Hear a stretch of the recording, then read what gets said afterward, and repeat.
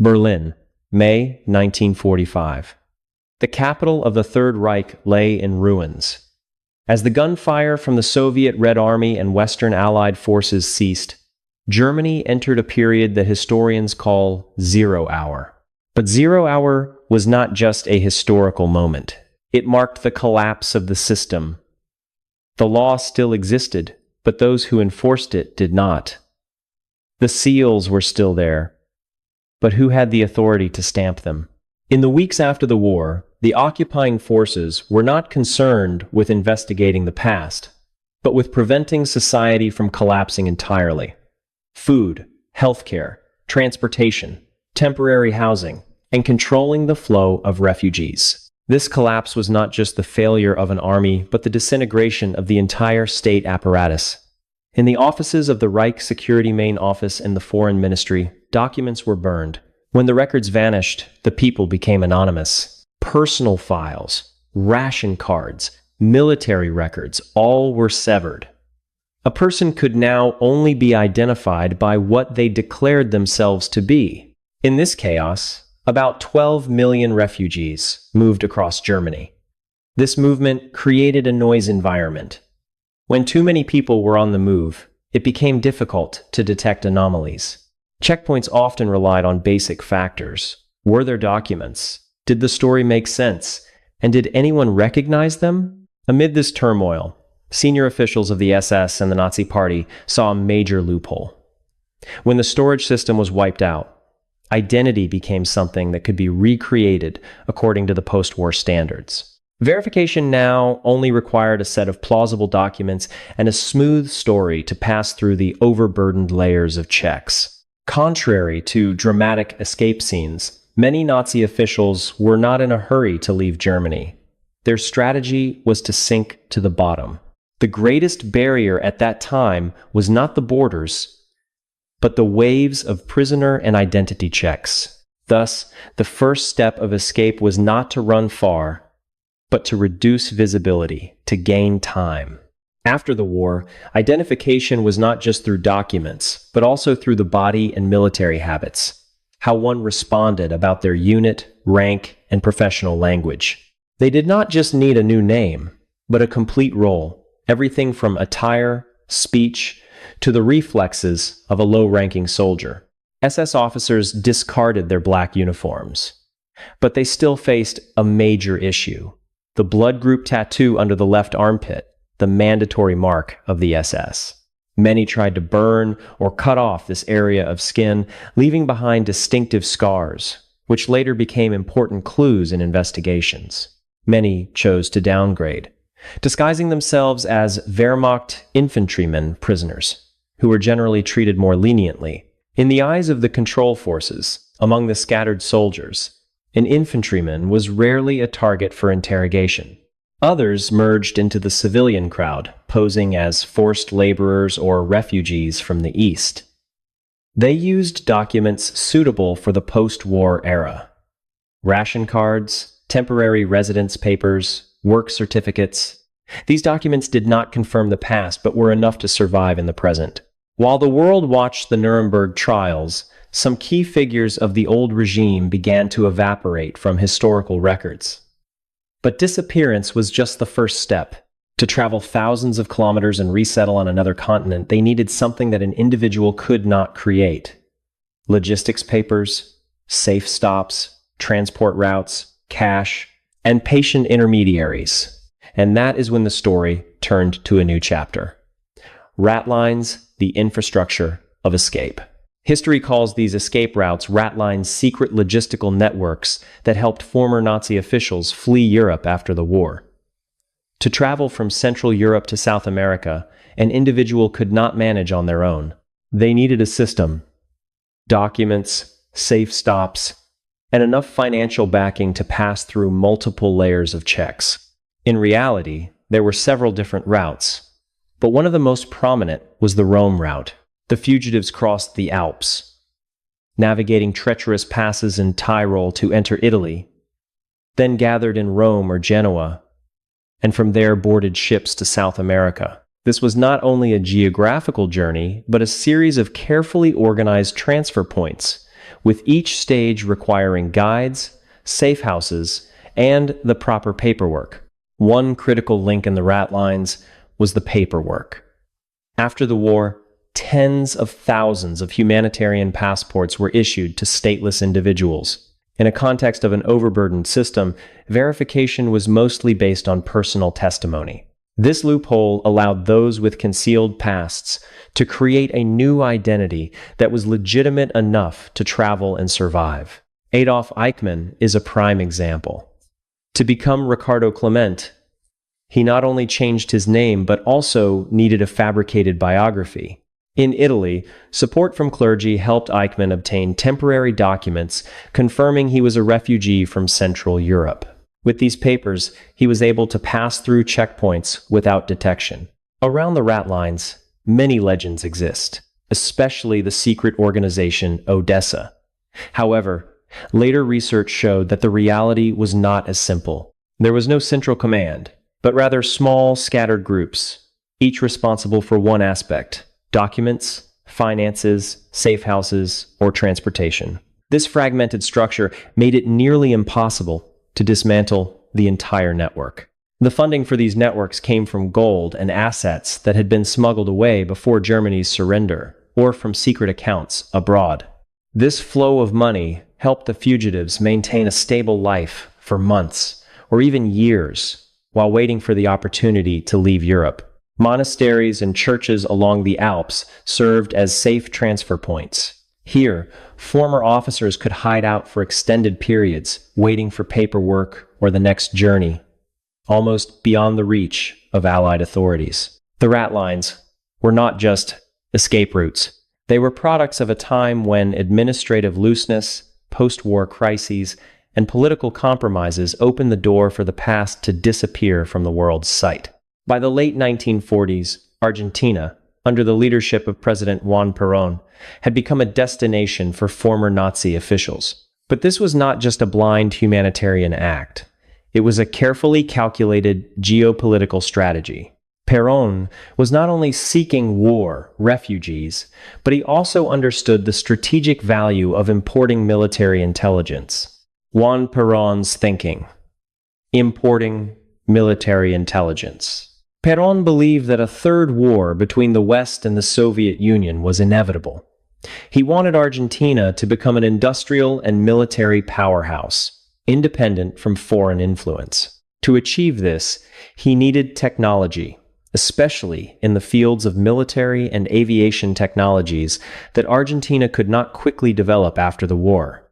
The Polquai 1 and 2 projects, Argentina hired Kurt Tank, the chief architect of the renowned Focke-Wulf Company, who had designed fighter planes for Nazi Germany. Along with hundreds of other German engineers, they produced one of South America's first jet aircraft, marking Argentina's first step toward building independent military capabilities. This project not only brought Argentina closer to its military goals, but also highlighted the relationship between refugee status and technical protection. While these Germans sought refuge, they provided Perón and Argentina with a priceless resource: technical knowledge and organizational thinking. Clear exchange of information. The exchange here was clear: asylum and protection in return for technical knowledge. Argentina set up secret recruitment offices in Europe, the Cardozo team, to actively bring engineers, scientists, and former military officials to the country. They contributed not only to the development of military industry, but also helped build the technical foundation of the nation. In the suburbs of Buenos Aires, or Bariloche, a place resembling the Alps, former Nazi officers established discrete communities. They were not only refugees, but became an indispensable part of Argentina's industrial and military development network, even though they carried with them a bloody past. The Angel of Death, one of the most wanted criminals, lived under multiple aliases and worked for a family-owned agricultural equipment company. Mengele was not just a doctor, but also a strategist in studying genetics and conducting cruel experiments in concentration camps, where he performed inhumane tests on innocent victims. One of the architects of the Holocaust, Eichmann escaped to Argentina and worked at the Mercedes-Benz factory. There, he continued to live a quiet life, far from his bloody past, while contributing to the country's automobile industry, the place where he sought protection. Their safety was ensured by two important factors. 1. The protection of the local government, which was not only part of a national strategy, but also part of foreign policy. 2.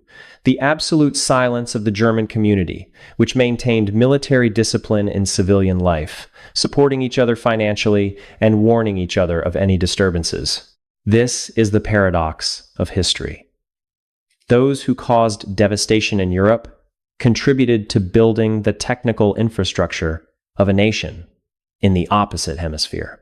This compromise allowed figures from the Nazi regime to not only escape punishment, but also continue to play a vital role in building a new country in the post-war world. However, within this very enjoyment, a large question arises. Was the price for war crimes truly protected, or was it just a tool for the strategic purposes of the major powers during the Cold War? The images of these figures, from Mengele to Eichmann, are not only shadows of the past, but also lessons in compromise, politics, and power in the post-war world. Why did the Allied powers, with their vast intelligence networks, allow so many war criminals to slip through the cracks? The answer lies in a shift in strategic priorities. After World War II ended, a new power structure emerged, where the collapse of Nazi Germany and the need to protect against communism completely reshaped the priorities of Western powers. As soon as the guns of World War II fell silent, the Iron Curtain began to descend, dividing Europe into two opposing blocs. With the rise of the Soviet Union, American intelligence, CIC, CIA, and British intelligence, MI6, recognized that former German intelligence officers possessed a priceless asset, a network of spies and inside knowledge of the Soviet Union. Thus, former Nazi officials, once enemies during the war, now became strategic allies of the West in the new Cold War. Operation Paperclip. The United States brought over more than 1,600 German scientists to develop missile and chemical weapon programs. Wernher von Braun, the architect behind the Nazi V-2 rockets, later helped the U.S. send a man to the moon. Although von Braun and his colleagues had ties to the fascist regime, they were protected and enabled to provide technology for the new goals of the West. The Gehlen Organization. Reinhard Gehlen, a former German intelligence general, played a crucial role in building a network of intelligence against the Soviet Union. Gehlen, with his experience monitoring the Soviets, was accepted by the U.S. and granted permission to build a new intelligence network during the Cold War. However, within Gehlen's ranks were several individuals who had been Nazi war criminals. This raises a big question. How could these individuals become part of the Western intelligence system without being blocked? Because of the need for these connections, Western intelligence agencies sometimes actively intervened in investigative files. When Mossad, Israel's intelligence agency, began hunting down these war criminals, they not only faced those hiding deep within the communities, but also encountered indifference or even obstruction from their former allies. This cover-up was not a singular act, but a calculated strategy to maintain the balance of power in the New World, where Western nations had to confront the larger threat from the Soviet Union. The new military map of post-war Europe created a massive blind spot, where justice was delayed due to the new balance of power. One reason many war criminals escaped prosecution was the shift in Western strategic priorities. In the eyes of these powers, opposing the Soviet Union became a more urgent mission than any war crime. This explains why many German war criminals escaped scrutiny and continued to live under new identities, while the crimes they committed went unaddressed. The protection of war criminals was not just a mistake, but a strategic compromise. When Mossad and other intelligence organizations pursued these criminals, they faced a complex reality. Those once considered enemies were now protected under the umbrella of global power balance, and justice had to be postponed to serve the relationship between Western powers. The question remains, when war crimes are overlooked for strategic interests, can the truth be restored? Or are the moral lessons from these events the only thing we can take away? Although time passes, justice never sleeps. In the year 1960, the world was stunned when Israel announced it had captured Adolf Eichmann in Argentina. This was a model campaign in terms of intelligence techniques, where the surveillance network was not just about gathering information, but also about careful strategy, patience, and meticulous planning. Technical analysis of the capture. No. Surveillance and verification. The Mossad agents did not rely on intuition, but built a meticulous surveillance plan. They tracked Eichmann, who was living under the name Ricardo Clement, for weeks. They not only followed him, but also verified his identity through his everyday behaviors. On the 25th wedding anniversary of Eichmann, when he brought a bouquet of flowers to his wife, the Mossad agents realized that this act matched the habits from his old records. This was not just a coincidence, but a decisive detail that helped confirm his identity. 2. Exact timetable. Eichmann had a mechanical routine. He always got off the bus at 7:40 p.m. on Garibaldi Street. This regularity was his Achilles heel. These basic habits became a part of the hunt plan, and once his schedule was determined, the agents were able to create an accurate picture of his daily life, allowing them to plan his capture quickly and precisely. 3. Silent capture. The capture operation lasted less than 30 seconds. The Mossad agents used close quarters techniques with absolute silence to subdue Eichmann and put him into a car without making any noise or drawing the attention of the neighbors. The execution of such a quick, silent operation demonstrated careful preparation and consideration in every aspect, from timing to space. 4. Overcoming legal barriers. How do you extract a kidnapped person from a sovereign country without drawing attention? Israel used an El Al plane, which was already carrying a diplomatic delegation to Argentina for the 150th anniversary of independence celebrations. Eichmann was drugged, dressed in the flight crew uniform, and smuggled through security as a drunk employee. This sophisticated strategy helped bypass legal barriers without raising suspicion from the Argentine authorities, who had no reason to be suspicious. 5. The collapse of undercover identities. Not everyone was brought to trial like Eichmann. Joseph Mengele, the angel of death, one of the most obsessed with being caught, died of a stroke while swimming in Brazil in 1979 under the name Wolfgang Gerhard. Fugitives like Mengele always sought refuge in isolated communities, where they could live anonymously and avoid being hunted by international intelligence agencies. The truth about Mengele was only exposed in the year 1985 through forensic bone examination and dental records biological evidence that could not be altered by any ratline. This evidence, though too late, exposed the truth and ended the long journey of a war criminal who had lived in darkness for nearly 35 years. The truth about Mengele was only exposed in the year 1985 through forensic bone examination and dental records, biological evidence that could not be altered by any ratline. This evidence, though too late, exposed the truth and ended the long journey of a war criminal who had lived in darkness for nearly 35 years. It is estimated that around 9,000 Nazi criminals fled to South America, with at least 5,000 going to Argentina. Only a small fraction of them were brought to justice, and many lived the rest of their lives in silence. This reflects not only the difficulty of maintaining justice, but also shows the gaps in administrative systems, where some individuals continued to exist without being held accountable. This video is not meant to rekindle hatred, but to analyze how evil can exist through gaps in administrative systems and political compromises. It is important to reflect on the past and learn lessons to prevent such things from happening again. Justice may be delayed by various factors, but eventually the truth will come to light. Those who flee may escape punishment for a time, but they cannot escape the past and the consequences of what they caused.